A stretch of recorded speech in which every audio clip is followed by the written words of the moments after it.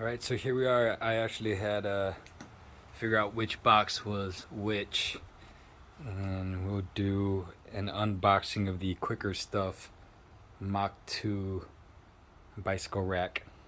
Just received it this afternoon, and let's go. Alright, here's box one.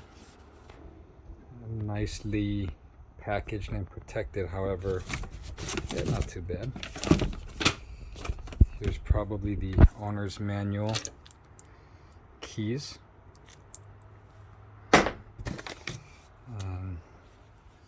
here's the base rack.